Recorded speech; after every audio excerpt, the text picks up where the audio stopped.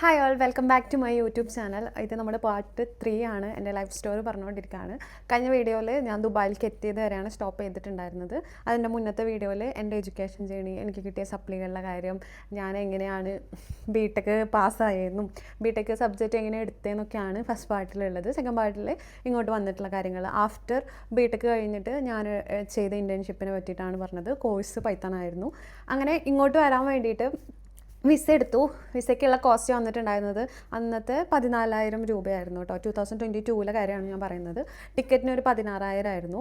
അപ്പോൾ അതാണ് എൻ്റെ കോസ്റ്റ് വന്നിട്ടുള്ളത്. ഇപ്പോൾ ഞാൻ സംസാരിക്കുന്ന വീഡിയോയിൽ എനിക്കുണ്ടായ എക്സ്പെൻസും കൂടെ ഞാനതിൽ ആഡ് ചെയ്യും. എത്രയാണ് വന്നത്, ഇവിടെ സ്റ്റേ ചെയ്യാൻ എത്രയായി, അങ്ങനത്തെ കാര്യങ്ങളൊക്കെ ആയിരിക്കും.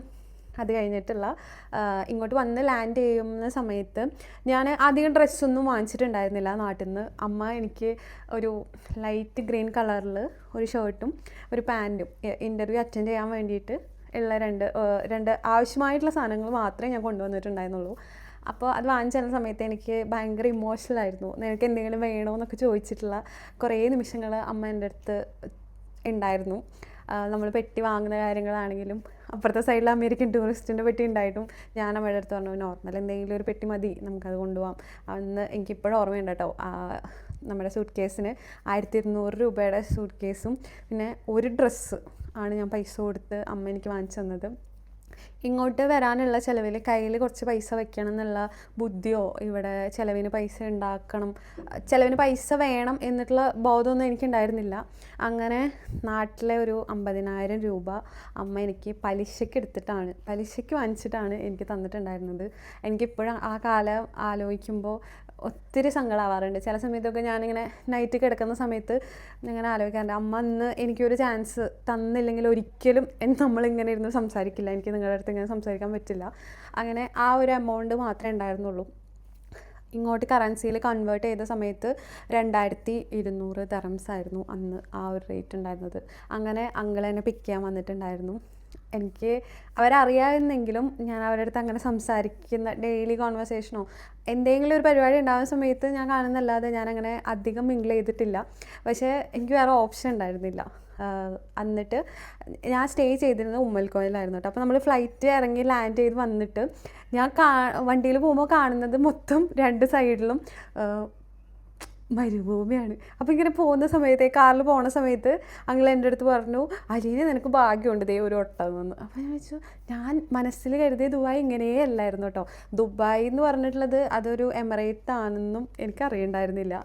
ഇവിടെ UAE 7 എമിറേറ്റ്സ് ആണുള്ളത്. അതിൽ ഒരു എമിറേറ്റാണ് ദുബായ്, പിന്നെ ഷാർജ ഒരു എമിറേറ്റാണ് ഉമ്മൽക്കോയിലാണ് അങ്കിൾ സ്റ്റേ ചെയ്തിട്ടുണ്ടായിരുന്നത്. അപ്പോൾ ഞാനിങ്ങനെ ചിന്തിക്കുന്നുണ്ടായിരുന്നു, എങ്ങനെയാണ് ദുബായിലൊക്കെ ഇൻ്റർവ്യൂ കിട്ടുവാണെങ്കിൽ എത്തുകയെന്നൊക്കെ. അവിടെ നിന്ന് മെട്രോ ഷാർജയിൽ നിന്നുണ്ട്. ഷാർജ വരെയൊക്കെ ചിലപ്പോൾ അജ്മാനിൽ മെട്രോ ഇല്ല.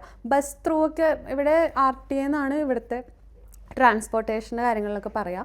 RTAയിൽ ബസ് അവൈലബിൾ ആണ്. Okay, whatever. ആ സമയത്ത് ഞാൻ ആലോചിച്ചു, ഓക്കെ സാരമില്ല, എങ്ങനെയെങ്കിലുമൊക്കെ ഇൻ്റർവ്യൂവിനൊക്കെ പോവാം, അങ്കിളൊക്കെ ഉണ്ടല്ലോ എന്നൊക്കെ വിചാരിച്ചു. അങ്ങനെ അന്നൊരു സൺഡേ ആയിരുന്നു, ജാനുവരി 16.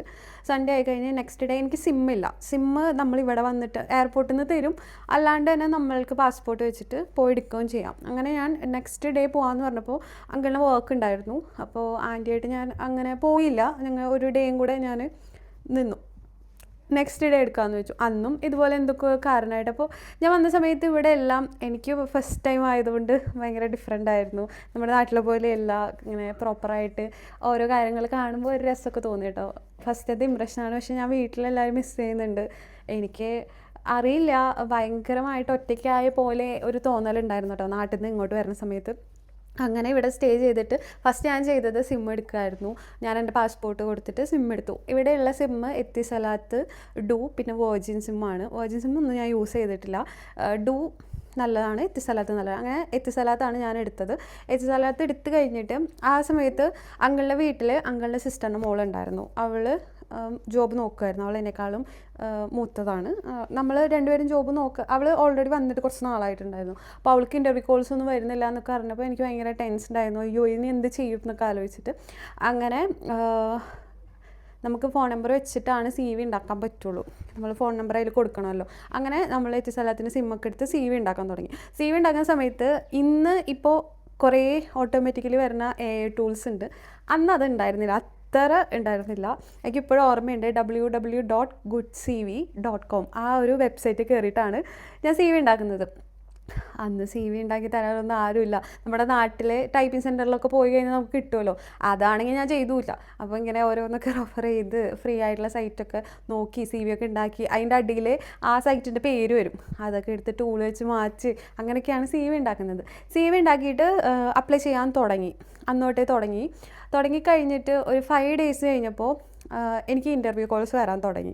അതുണ്ടായിരുന്നത് ദേറയിലുണ്ടായിരുന്നു, പിന്നെ ദുബായിൽ ബുർജ്മാലിലുണ്ടായിരുന്നു, പിന്നെ ബിസിനസ് ബേയിലുണ്ടായിരുന്നു. അങ്ങനെ അത് ഞാൻ അങ്കിളിൻ്റെ അടുത്ത് പറയുകയാണ് എനിക്കിങ്ങനെ ഇൻ്റർവ്യൂ വന്നിട്ടുണ്ട്. അപ്പോൾ അങ്കിൾ പറഞ്ഞു അയ്യോ നല്ല കാര്യം, പക്ഷേ അതൊക്കെ മാറ്റിയിട്ട് ഒരു ഡേയിലേക്ക് റീഷെഡ്യൂൾ ചെയ്യാൻ പറ്റുമോ എന്നൊക്കെ ചോദിച്ചു. അപ്പോൾ ഓക്കെ ഞാനങ്ങനെ ചോദിക്കാമെന്ന് പറഞ്ഞു.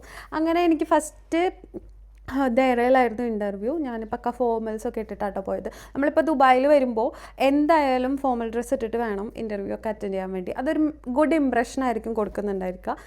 പിന്നെ എന്ന് പറഞ്ഞാൽ ശ്രദ്ധിക്കേണ്ട കാര്യം എന്ന് പറഞ്ഞിട്ടുണ്ടെങ്കിൽ ഭയങ്കര കോൺഫിഡൻ്റ് ആയിട്ട് സംസാരിച്ചാൽ മതി. ഇൻ്റർവ്യൂവിനൊക്കെ പോകുമ്പോഴുള്ള കാര്യമായിട്ടാണ് ഞാൻ പറയുന്നത്. അത് കഴിഞ്ഞിട്ട് ഞങ്ങൾ അന്ന് പോയിട്ട് മോർണിംഗ് ദേറയിലായിരുന്നു ഇൻ്റർവ്യൂ. അവിടെ വെബ് ഡെവലപ്പർ ആയിട്ടായിരുന്നു. അപ്പോൾ ഞാൻ പോയ സമയത്ത് ഞാൻ എഡ്യൂക്കേഷൻ കഴിഞ്ഞ് ഇൻറ്റേൺഷിപ്പ് മാത്രമേ എൻ്റെ കയ്യിലുള്ളൂ. എനിക്കത് വർക്ക് എക്സ്പീരിയൻസ് ഒന്നുമില്ല. അതൊരു യൂണിവേഴ്സിറ്റീസിന് അതായത് എമിഗ്രേഷൻ അല്ല, അത് ആക്ച്വലി കൺസൾട്ടൻസി എന്നൊക്കെ പറയാം. നമുക്ക് പുറത്ത് പോകാൻ വേണ്ടിയിട്ട് ദുബായിൽ അവർ ഹെൽപ്പ് ചെയ്യും. ഗ്രാജുവേഷനും പോസ്റ്റ് ഗ്രാജുവേഷനും ഒക്കെ യൂറോപ്യൻ കൺട്രിയിലോ അല്ലാതെ വേറെ എവിടെയെങ്കിലൊക്കെ പോകണമെങ്കിൽ ഇവർ അതാണ് ചെയ്തു കൊടുക്കുന്നത്.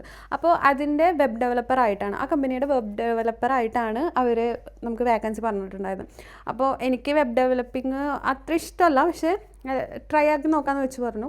എൻ്റെ അടുത്ത് കുറേ ക്വസ്റ്റ്യൻ ചോദിച്ചു, എനിക്കൊന്നും കിട്ടിയില്ല. അപ്പോൾ ആൾ എൻ്റെ അടുത്ത് പറഞ്ഞു അപ്പോൾ ശരിക്കും പറഞ്ഞാൽ ഒന്നും അറിയില്ലല്ലേ എന്ന് പറഞ്ഞപ്പോൾ എനിക്ക് ഭയങ്കര സങ്കടമായി. ഞാൻ കയറി വരുന്ന സമയത്ത് ഞാൻ ആലോചിച്ചിട്ടുണ്ടായിരുന്നു പ്ലാൻ A, പ്ലാൻ B, ഞാൻ അങ്ങനത്തെ പ്ലാൻസൊക്കെ വെക്കുന്ന ഒരാളാണ്. അപ്പോൾ അമ്മ എൻ്റെ അടുത്ത് ചോദിച്ചു കിട്ടില്ലേ എന്ന് ചോദിച്ചിട്ടുണ്ടായിരുന്നു. അപ്പോൾ ഞാൻ പറഞ്ഞു പ്ലാൻ A കിട്ടുന്നതാണ്, പ്ലാൻ ബിയും കിട്ടുന്നതാണ്, പ്ലാൻ സിയും കിട്ടുന്നതാണ്, അങ്ങനെ കിട്ടില്ല തിരിച്ചു വരണോ അങ്ങനെ ഒരു ഇതൊന്നും ഉണ്ടായിരുന്നില്ല കേട്ടോ ആ സമയത്ത്. അപ്പോൾ എനിക്ക് മനസ്സിലായി ഫസ്റ്റ് ഇൻ്റർവ്യൂ പോയി, സെക്കൻഡ് ഇൻ്റർവ്യൂ എങ്കിലും തിരിച്ച് പിടിക്കണം എന്ന് വെച്ചു. നല്ല കോൺഫിഡൻ്റ് ആയിട്ടാണ് ഞാൻ അറ്റൻഡ് ചെയ്തിട്ടുണ്ടായിരുന്നത്.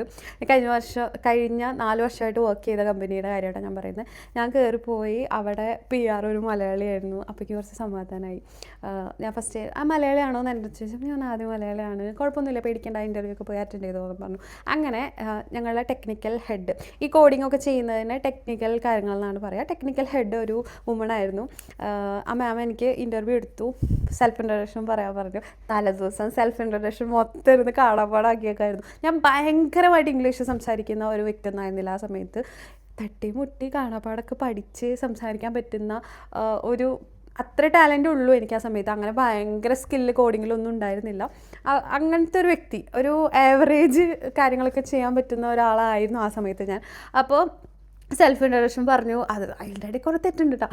തെറ്റെന്ന് പറഞ്ഞാൽ തെറ്റി എനിക്ക് തോന്നണേ ചില സ്ഥലത്തൊക്കെ ഈസൊക്കെ തെറ്റാണ്, ഗ്രാമറേ കറക്റ്റ് അല്ല. പക്ഷേ ഞാൻ പെട്ടെന്ന് സ്പീഡിൽ പറയുന്നുണ്ടായിരുന്നു. എനിക്കറിയാം അതിൽ തെറ്റുണ്ടെന്ന്, പക്ഷേ അവർക്ക് മനസ്സിലായെന്ന് എനിക്കറിയില്ല. അത് കഴിഞ്ഞ് എന്നോട് വേറെ ചോദിച്ച കാര്യം കോളേജിലെ പ്രൊജക്റ്റ് എന്തായിരുന്നു എന്നാണ്. അപ്പോൾ പ്രൊജക്റ്റ് അതിൻ്റെ മൊഡ്യൂൾസ് അതെങ്ങനെ ഇംപ്ലിമെൻറ്റ് ചെയ്തു അങ്ങനത്തെ കാര്യങ്ങളാണ് ചോദിച്ചത്. കാരണം എനിക്ക് വർക്ക് എക്സ്പീരിയൻസ് ഇല്ല, സോ അവർ ചോദിച്ചത് അതാണ്. പിന്നെ ചോദിച്ചത് ഞാൻ ഇൻറ്റേൺഷിപ്പ് പൈത്തണിൽ ചെയ്തിട്ടുണ്ടായിരുന്നില്ലേ, പൈത്തൺ വെച്ച് എന്തെങ്കിലും മിനി പ്രോജക്റ്റോ അങ്ങനെ എന്തെങ്കിലും ചെയ്തിട്ടുണ്ടായിരുന്നോ, എന്ത് ഫ്രെയിം വർക്കാണ്, ഇന്നതുപോലെ എന്തൊക്കെ യൂസ് ചെയ്യാം. പിന്നെ എൻ്റെ അടുത്ത് ചോദിച്ചത് അൽഗോരിതംസ് ആണ്, സിൻടാക്സ് ചോദിച്ചിട്ടുണ്ടായിരുന്നു. അങ്ങനെ കുറച്ച് കാര്യങ്ങൾ ചോദിച്ചു. അപ്പോൾ തന്നെ എൻ്റെ അടുത്ത് പറഞ്ഞു നെക്സ്റ്റ് ഡേ ജോയിൻ ചെയ്യാൻ പറ്റുമെങ്കിൽ ചെയ്തോളൂ, ജോബ് ഓക്കെ ആണെന്ന് പറഞ്ഞു. അപ്പം ഞാൻ അങ്ങനെ കിട്ടി. സാലറി കാര്യങ്ങൾ എൻ്റെ അടുത്ത് ചോദിച്ചു. നമ്മളിവിടെ സ്റ്റാർട്ടിങ് 3.5 ഓർമ്മയില്ല 3 ആണെന്ന് തോന്നുന്നു, 3000 ആണ് കൊടുക്കുന്നത്. നാട്ടിലത്തെ ഒരു 70,000 75,000 ഒക്കെ വരും കേട്ടോ. ഒന്ന് ആലോചിച്ച് നോക്ക്. എനിക്ക് അവിടെ ഇൻറ്റേൺഷിപ്പ് ചെയ്യാൻ പോകുന്ന സമയത്ത് ഞാൻ പാർട്ട് ടൈം ആയിട്ട് ചെയ്തപ്പോൾ എനിക്ക് 8,000 രൂപയാണ് കിട്ടിയത്, 8,000 റുപ്പീസ്. ഇത് 75,000 രൂപ എന്ന് പറഞ്ഞപ്പോൾ ഞാൻ സമാധാനം എന്തെങ്കിലും ആവട്ടെ. അപ്പോൾ തന്നെ പറഞ്ഞു. അങ്ങനെ ഞാൻ പെട്ടെന്ന് വന്നിട്ട് ആൻറ്റീൻ്റെ അടുത്ത് പറഞ്ഞു, ആൻറ്റി കിട്ടി കിട്ടി കിട്ടി എനിക്ക് കിട്ടി. ആൻറ്റി അങ്കിളും കൂടെ ആട്ടോ എന്നെ ഇൻ്റർവ്യൂവിന് കൊണ്ടുപോകാൻ വന്നത്. അപ്പോൾ അവർ പറഞ്ഞു ഓക്കെ അത് നല്ലൊരു കാര്യമാണ്. പിന്നെ നെക്സ്റ്റ് ഇൻ്റർവ്യൂ റീഷെഡ്യൂൾ ചെയ്യാൻ പറഞ്ഞിട്ട് അവരെന്നെ വിളിച്ച് പറഞ്ഞു അത് പറ്റില്ല, ഇപ്പോൾ വേറെ കാൻഡിഡേറ്റ്സ് ഒക്കെ വന്നിട്ടുണ്ട്, നമ്മൾ അതിൽ തന്നെ സെലക്ട് ചെയ്യാൻ തീരുമാനിക്കാമെന്ന് പറഞ്ഞു. അങ്ങനെ 3 ഇൻ്റർവ്യൂ ആയിരുന്നു ഒരു ദിവസം ഷെഡ്യൂൾ ചെയ്തിട്ടുണ്ടായിരുന്നു. അപ്പോൾ ഈ 2ാമത്തെ ഇൻ്റർവ്യൂ എനിക്ക് കിട്ടി, ഞാൻ 2ാമത്തെ പോയത് കിട്ടി. അപ്പോൾ സന്തോഷമായി. ഫസ്റ്റ് തന്നെ വന്നിട്ട് വൈഫൈ ഒക്കെ കണക്ട് ചെയ്ത് ബോട്ടിമിൽ അമ്മേനെ വിളിച്ചു. അമ്മ ഇന്നതാണ് ഇത്രയാണ് പറയുന്നത്, എന്താ ചെയ്യേണ്ടത്, ഇനി വേറെ നോക്കണോ, വന്നിട്ട് 5 days ഉള്ളൂ എനിക്ക്, ബാക്കിയുള്ള ഡേയ്സിൽ വിസയുടെ അതൊരു ബാക്കിയുണ്ട്. അങ്ങനെ അമ്മ പറഞ്ഞു ഇത് പൈത്തൺ അത്രയും നീ ബ്രില്യൻ്റ് അല്ലാന്ന് എനിക്കറിയാം നിനക്കറിയാം. അപ്പോൾ ഇത് മൈക്രോസോഫ്റ്റിൻ്റെ ബിസിനസ് സെൻട്രൽ ഡൈനാമിക്സ് എന്ന് പറഞ്ഞിട്ടുള്ള ഒരു സോഫ്റ്റ്വെയർ ആണ് കേട്ടോ ഇത്. അത് ERP സോഫ്റ്റ്വെയർ ആണ്. അതിലെ ഡെവലപ്പറായിട്ടാണ് എനിക്ക് ഫസ്റ്റ് ജോബ് കിട്ടുന്നത്. അപ്പോൾ അമ്മ പറഞ്ഞു മൈക്രോസോഫ്റ്റ് അല്ലേ നല്ല, മേ ബി നിനക്ക് ഫ്യൂച്ചറിൽ, അമ്മയ്ക്ക് ഈ ഒന്നും അറിയില്ല, കമ്പ്യൂട്ടർ സയൻസ് എൻ്റെ കുട്ടി പഠിക്കുന്നു, അതിൽ എന്തൊക്കെ ജോബ് കിട്ടും ഒന്നും അറിയില്ല. പക്ഷെ അമ്മ അന്ന് പറഞ്ഞ ഒരൊറ്റ വാക്കിൻ്റെ പുറത്താണ് ഞാൻ ആ ജോബ് ചൂസ് ചെയ്യുന്നത്. ഇപ്പം ഞാൻ ഭയങ്കര ഗ്രേറ്റ്ഫുള്ളാണ്. Actually it's good. അത് ഞാൻ വഴിയെ പറഞ്ഞുതരാം. അപ്പോൾ അങ്ങനെ ചെയ്തു. നമുക്ക് ഇവിടെ എന്ന് പറഞ്ഞാൽ ഓഫർ ലെറ്റർ എനിക്ക് അവർ അയച്ചു തന്നു കേട്ടോ, മെയിൽ അയച്ചു തന്നു. അന്ന് തന്നെ അയച്ചു തന്നു, ഞാൻ വീട്ടിലെത്തുമ്പോൾ തന്നെ അയച്ചു തന്നു. ഞാനത് അമ്മയ്ക്കൊക്കെ അയച്ചു കൊടുത്തു. ഞാൻ ഭയങ്കര ഹാപ്പിയായി. കാരണം ഉമ്മൽക്കോയിൽ നിന്ന് ഇനി ഞാൻ ദുബായിക്ക് ഷിഫ്റ്റ് ചെയ്യുവാണ്. അപ്പോൾ ഞാൻ ആ ഷിഫ്റ്റ് ചെയ്യുന്നതിന് ബുധനാഴ്ചയായിരുന്നു ഇൻ്റർവ്യൂ. അതായത് ഞാനൊരു ഞായറാഴ്ച വന്നു, സിം എടുത്തത് ഒരു ബുധനാഴ്ചയായിരുന്നു. അത് കഴിഞ്ഞിട്ട് ഇൻ്റർവ്യൂ കോൾ വന്നത് ഫ്രൈഡേ ആയിരുന്നു. എന്നിട്ട് ഞാൻ അവിടെ പോയത് ചൊവ്വാഴ്ചയോ അത് ബുധനാഴ്ചയോ അങ്ങോട്ടായിരുന്നു. എന്നിട്ട് ഓഫർ ലെറ്റർ കിട്ടി. എൻ്റെ അടുത്ത് നെക്സ്റ്റ് ഡേ തേഴ്സ്ഡേ ജോബിന് കയറാൻ പറഞ്ഞു. അപ്പോൾ ഞാൻ അവരോട് എനിക്ക് ഷിഫ്റ്റ് ചെയ്യണം, എനിക്ക് റൂം നോക്കണം ദുബായിൽ, അതുകൊണ്ട് ഞാൻ മൺഡേ തൊട്ട് ജോയിൻ ചെയ്യാമെന്ന് പറഞ്ഞു. ഫെബ്രുവരി 8-ാം തീയതി ആണെന്ന് തോന്നുന്നു എൻ്റെ ജോയിനിങ് ഡേ. തോന്നുന്നതല്ല, ഫെബ്രുവരി 8-ാം തീയതിയാണ്. അത് കഴിഞ്ഞിട്ട് അങ്കിള് ഞങ്ങളിവിടെ ആക്കി. അപ്പോൾ നമ്മളിവിടെ റൂം ചെക്കിങ് ഉണ്ടായിരുന്നു. റൂം ചെക്ക് ചെയ്തിട്ട് കരാമ സെൻറ്റർ എന്ന് പറഞ്ഞിട്ടുണ്ടെങ്കിൽ എല്ലാവർക്കും അറിയാം, കരാമയിലാണ് എൻ്റെ റൂം ഉണ്ടായിരുന്നത്. എൻ്റെ വർക്ക് വരുന്നത് ബുർജുമാനാണ്. കരാമയിൽ നിന്ന് ബുർജുമാനിലേക്ക് ആകെ ഇച്ചിരി ഉള്ളൂ, 5 മിനിറ്റോ 6 മിനിറ്റൊക്കെ സ്പീഡിൽ നടക്കാനുള്ളൂ. ഞാൻ നടക്കുമ്പോൾ ഒരു 8 മിനിറ്റ് ആവും, ഞാൻ മെല്ലെ നടക്കാം. അപ്പോൾ കരാമ സെൻറ്ററിൽ അവിടുത്തെ സ്റ്റേ ചെയ്യാൻ വേണ്ടിയിട്ട് 900 ആയിരുന്നു എനിക്ക് ആ സമയത്ത്. അത് അത്യാവശ്യം കുഴപ്പമില്ല. ഒരു വലിയ റൂമല്ല, അത്യാവശ്യം ഒരു 400 സ്ക്വയർ ഫീറ്റ് ഉണ്ടായിരിക്കണം ആ റൂം. അതിൽ 4 ബെഡ്, 4 സിംഗിൾ ബെഡ്, പിന്നെ കോമൺ വാഷ്റൂമാണ് ഉണ്ടായിരുന്നത്. 2 റൂമുകാർക്ക് ഒരു വാഷ്റൂം. ആ ഒരു ഫ്ലാറ്റിൽ ടോട്ടൽ 3 റൂം ഉണ്ടായിരുന്നു. ഒരു വലിയ റൂമും പിന്നെ 2 അത്യാവശ്യം മീഡിയം വലുപ്പത്തിലായിട്ട്. അങ്ങനെ കുറച്ച് നാൾ നിന്നു. അപ്പോൾ എനിക്ക് ജോലി കിട്ടിയ സമയത്ത് ഞാൻ പറഞ്ഞില്ലേ, അമ്മ എനിക്ക് തന്നിട്ടുണ്ടായിരുന്ന 2200 ദറംസ് ഉണ്ടായിരുന്നു. അപ്പോൾ ഞാൻ ഈ സംഭവം ഇത് കൊടുത്തിട്ട് ഉള്ള ഡ്രസ്സൊക്കെ തന്നെയാണെന്ന് തോന്നുന്നു, അല്ല 2-3 ഡ്രസ്സൊക്കെ വാങ്ങിച്ചു. ബാക്കിയുള്ള പൈസ ഞാൻ വീട്ടിൽ കഴിച്ചു. കാരണം എനിക്കറിയില്ല ഇവിടെ നിൽക്കാൻ ചിലവ് ആവശ്യമുണ്ട്. മെസ്സിനുള്ള പൈസ കൊടുത്തു. മെസ്സായിരുന്നു കേട്ടോ അന്നുണ്ടായിരുന്നു. അങ്ങനെ കുക്ക് ചെയ്യാൻ അറിയാത്ത ഒരാളായിരുന്നു അന്ന് ഞാൻ. എനിക്കൊന്നും അങ്ങനെ കുക്ക് ചെയ്ത് കഴിക്കുക, ആകെ കഞ്ഞിപ്പയർ വെക്കാൻ അറിയാം. കഞ്ഞിപ്പയർ എനിക്ക് ഭയങ്കര ഇഷ്ടമാണ്, മറ്റേ കുഞ്ഞ് ഗ്രീൻ കളറിലുള്ളത്. അങ്ങനെ ആണ് ഞാൻ സ്റ്റാർട്ടാവുന്നത് ഇവിടെ. എനിക്ക് ഭയങ്കര ബാക്കോട്ട് ആലോചിക്കുമ്പോൾ ചില നേരത്ത് ഭയങ്കര സങ്കടം വരാറുണ്ട്. ഞാൻ കുറേ അഡ്ജസ്റ്റ് ചെയ്തിട്ടുണ്ട്. ഇത് ചിലപ്പോൾ ബാക്കിയുള്ളവർക്ക് കേൾക്കുമ്പോൾ ഇതൊരു അഡ്ജസ്റ്റ്മെൻ്റ് ആയിട്ട് തോന്നില്ല, അതായത് ഞാനത് പറയാം. അപ്പോൾ എന്നിട്ട് ഞാൻ അമ്മയ്ക്ക് അലൻസാരിയിൽ പോയിട്ട് പൈസ നെക്സ്റ്റ് ഡേ തന്നെ ഫെബ്രുവരി 8-ാം തീയതി ജോബ് കിട്ടണമെങ്കിൽ ഇച്ചിരി ഡ്രസ്സൊക്കെ അതിന് മുന്നേ വെച്ച് ഫെബ്രുവരി 10-ാം തീയതിക്ക് ഞാൻ ആ എമൗണ്ട് അയച്ചു കൊടുത്തു. കാരണം എനിക്കറിയാം അമ്മ അത് എന്തോരം കഷ്ടപ്പെട്ടിട്ടാണ് എനിക്കത് വാങ്ങിച്ചു തന്നതെന്ന്. അപ്പോൾ ജോബ് പെട്ടെന്ന് ആ ഒരു സമയത്ത് ജോബ് അങ്ങനെ അധികം എല്ലാവർക്കും പെട്ടെന്ന് കിട്ടുന്ന ഒരു സമയമൊന്നും ആയിരുന്നില്ല. അമ്മയ്ക്ക് നല്ല ടെൻഷൻ ഉണ്ടായിരുന്നു. അമ്മ ഇങ്ങനെ റോഡിൽ കൂടെയൊക്കെ പോകുന്ന സമയത്ത് എന്തായാലും ജോബായോ, ഞാൻ വന്നിട്ടേ ഉണ്ടായിരുന്നുള്ളൂ കേട്ടോ. ഞാൻ വന്ന സമയത്ത് അമ്മ എന്തെങ്കിലും ആയോ, സിം എടുത്തിട്ടുണ്ടായിരുന്നില്ല ആ സമയത്ത്, എന്തെങ്കിലും ആയ മോളെ എന്തെങ്കിലും ജോബ് കിട്ടിയാൽ ഞാൻ അങ്ങോട്ട് പറയാം, നിങ്ങൾ എന്നെ സ്ട്രെസ്സാക്കരുത്. അത് ഞാൻ കുറേ ആൾക്കാരിൽ കണ്ടുവരുന്ന ഒരു കാര്യമാണ്. ഇവിടെ വിസിറ്റിന് വരുന്ന സമയത്ത് ചിലവരൊക്കെ സ്റ്റോറി ഇട്ടിട്ട് അവരറിയായിരിക്കും നമ്മളിവിടെ വന്നിട്ടുണ്ടെന്ന്. അവരുടെ അടുത്ത് കിട്ടിയോ എന്നൊക്കെ ചോദിക്കുമ്പോൾ അവർക്ക് ഭയങ്കര സങ്കടമാവും കേട്ടോ. എൻ്റെ പേഴ്സണൽ ഒപ്പീനിയനാണ് പറയുന്നത്. എനിക്ക് 5 ഡേയ്സിൽ കിട്ടിയെന്ന് വെച്ചാൽ എല്ലാവർക്കും 5 ഡേയ്സിൽ കിട്ടണമെന്നില്ല. ചിലപ്പോൾ അവർക്ക് 1 ഡേയിൽ കിട്ടാം, 2 ഡേയിൽ കിട്ടാം, 1 മന്ത് എടുക്കും. ഡിപ്പെൻസ് അപ്പോൾ നമ്മൾ അയക്കുന്ന CV പോലെ ഇരിക്കും നമുക്ക് ഇൻ്റർവ്യൂ കോൾസ് വരാൻ വേണ്ടിയിട്ട്. അതാണ് എനിക്ക് ഫസ്റ്റ് കാര്യം പറയാനുള്ളത്. അങ്ങനെ ഞാൻ ജോയിൻ ചെയ്തു. എനിക്ക് ഒന്നും അറിയില്ല, സോഫ്റ്റ്വെയറിനെ പറ്റി ഒന്നും അറിയില്ല. എനിക്ക് ട്രെയിനിങ് ഒക്കെ ഉണ്ടായിരുന്നു, കുറേ ഡോക്യുമെൻറ്റ്സ് ഒക്കെ അയച്ചു. അവിടെയുള്ള കുറേ പേര് ഹെൽപ്പ് ചെയ്തു. അപ്പോൾ എനിക്ക് ആ സമയത്ത് 23 വയസ്സേ ഉണ്ടായിരുന്നുള്ളൂ കേട്ടോ. ആ സമയത്ത് എനിക്ക് എനിക്ക് അവർ കുറേ സപ്പോർട്ട് ചെയ്തിട്ടുണ്ട്. എൻ്റെ കമ്പനിയിൽ വർക്ക് ചെയ്യുന്നവർ എനിക്കറിയാത്ത കാര്യങ്ങളൊക്കെ പറഞ്ഞതെന്ന്. അങ്ങനെയാണ് എൻ്റെ കരിയറിൽ ഞാൻ പ്രൊഫഷണലി സ്റ്റാർട്ടാക്കുന്നത്. അങ്ങനെ 1 മന്തിൽ സാലറി കിട്ടി, ഭയങ്കര ഹാപ്പിയായി. ഇപ്പോൾ ഞാൻ പറയാമെന്ന് വെച്ചിട്ടുണ്ടെങ്കിൽ CV നന്നായി പ്രിപ്പയർ ചെയ്ത് കഴിഞ്ഞിട്ടുണ്ടെങ്കിൽ ഒബ്വിയസ്ലി നമുക്ക് എന്തായാലും ജോബ് കിട്ടും. നല്ലൊരു CV ആണെങ്കിൽ നമുക്ക് ഇൻ്റർവ്യൂ ക്രാക്ക് ചെയ്യാൻ പറ്റും. ഇൻ്റർവ്യൂ ക്രാക്ക് ചെയ്യുന്നത് എങ്ങനെയാണെന്നാണ് എനിക്ക് നെക്സ്റ്റ് പറയാനുള്ളത്. ഇൻ്റർവ്യൂവിൽ മെയിനായിട്ട് അവർ നോക്കുക കോൺഫിഡൻസ് ആണ്, പിന്നെ കോഡിങ്ങിലുള്ള സ്കില്ല്. കമ്പ്യൂട്ടർ സയൻസ് ആയതുകൊണ്ടാണ് ഞാനത് പറയുന്നത്. ഞാൻ ഒരു കമൻറ്റ് വായിച്ചിട്ടുണ്ടായിരുന്നു, സ്കില്ലുള്ളവർക്കാണ് കോളേജിൽ പ്ലേസ്മെൻറ്റ് കിട്ടുള്ളൂ എന്ന് പറഞ്ഞു. ഞാൻ എൻ്റെ കഴിഞ്ഞ വീഡിയോയിലാണ് ഞാൻ പറഞ്ഞത് തോന്നുന്നു, എനിക്ക് കോഡിങ്ങിൽ സ്കില്ലേ ഉണ്ടായിരുന്നില്ല. ഞാൻ സപ്ലി കൊണ്ട് എനിക്കങ്ങനെ ഞാൻ ഭയങ്കര ഹൈ ആയിട്ട് പഠിക്കുന്ന ഒരു സ്റ്റുഡൻ്റ് അല്ല. എനിക്ക് ആ സമയത്ത് കുറേ പോരായ്മകളുണ്ടായിരുന്നു. എനിക്ക് മര്യാദയ്ക്ക് ഇംഗ്ലീഷ് നന്നായി സംസാരിക്കാൻ അറിയാത്തൊരു കാലഘട്ടമായിരുന്നു ആ സമയത്ത്. അതൊക്കെ കൊണ്ടായിരിക്കണം എനിക്ക് കോളേജിലെ പ്ലേസ്മെൻ്റ് ഒന്നും കിട്ടാഞ്ഞത്. മേ ബി ആയിരിക്കണം. ഞാൻ ഭയങ്കര ഇതാണെന്നൊന്നും ഞാൻ ഒരിക്കലും അറിയില്ല. ഞാൻ അങ്ങനെയായിരുന്നു. ഇവിടെ വന്ന സമയത്ത് നമ്മൾ ഫേസ് ചെയ്യുന്ന കുറേ കാര്യങ്ങളാണ് ഇംഗ്ലീഷ് വളരെ മേജറായിട്ടുള്ള. എൻ്റെ കമ്പനിയിൽ മിക്കതും ഉണ്ടായിരുന്ന നോർത്ത് ഇന്ത്യൻസാണ്. അവർക്ക് ഹിന്ദി സംസാരിക്കും. എനിക്ക് ഹിന്ദീനെ പറ്റി അറിയില്ല. എനിക്ക് കുറച്ച് വാക്കൊക്കെ കേട്ടാൽ മനസ്സിലാവുന്നല്ലാതെ ഹിന്ദി എനിക്ക് സംസാരിക്കാൻ അറിയില്ല. അവർ ഒരുമിച്ചിരിക്കുമ്പോൾ സംസാരിക്കുന്നത് ഹിന്ദി ആയിരിക്കും. ചില നേരത്തെ ഇംഗ്ലീഷിൽ ഞാൻ പറയുന്ന റിപ്ലൈ അവർക്ക് മനസ്സിലാവേ ഇല്ല. അങ്ങനെ ഓരോന്ന് പഠിച്ച് കുറേ കളിയാക്കലൊക്കെ കിട്ടി. കുറേ കളിയാക്കൽ എനിക്ക് കിട്ടിയിട്ടുണ്ട്. ചില നേരത്തെ എനിക്ക് ഒന്നും ചെയ്യാൻ അറിയണ്ടായിരിക്കില്ല, ഞാൻ സ്റ്റക്കായി പോകും. പക്ഷേ ഇന്ന് നമുക്ക് അങ്ങനെയല്ല. നമ്മൾക്ക് ചാറ്റ് ജി പി ടിയിൽ അടിച്ചാൽ തന്നെ നമുക്ക് കുറേ കാര്യങ്ങളൊക്കെ അത് ഓട്ടോമാറ്റിക്കലി വരും. പക്ഷേ ആ സമയത്ത് അങ്ങനത്തെ ഒരു പ്ലാറ്റ്ഫോം വരുന്നേ ഉണ്ടായിരുന്നുള്ളൂ. ഒന്നും അറിയില്ല. അത്രയും ഞാൻ സ്ട്രഗിൾ ചെയ്തിട്ടുണ്ട്. അതുമല്ലാതെ എനിക്ക് കിട്ടുന്ന ഈ ഒരു സോഴ്സ് ഓഫ് ഇൻകത്തിൽ നിന്നാണ് എൻ്റെ വീട്ടിൽ ടോട്ടൽ 5 പേരാണുള്ളത്. അവർക്ക് ഉണ്ടായിരുന്നത്. ഇപ്പോൾ ചേച്ചി മാരേജ് കഴിഞ്ഞ കാര്യമില്ല, അമ്മ, അനിയത്തി, പപ്പ, പിന്നെ ഞങ്ങളുടെ ഒരു വലിയ കടം എങ്ങനെ ഉണ്ടായെന്നൊക്കെ ഞാൻ നെക്സ്റ്റ് വീഡിയോയിൽ പറയാം. എന്താണെന്ന് വെച്ചിട്ടുണ്ടെങ്കിൽ ഇത് ഭയങ്കര ലോങ് ആയിപ്പോവും. ഞാനിങ്ങനെ ഒന്ന് സംസാരിച്ച് നിങ്ങൾക്കും ബോറടിക്കും. പറയുമ്പോൾ ഞാനിങ്ങനെ കണക്ട് ചെയ്ത് ഞാൻ പോവും.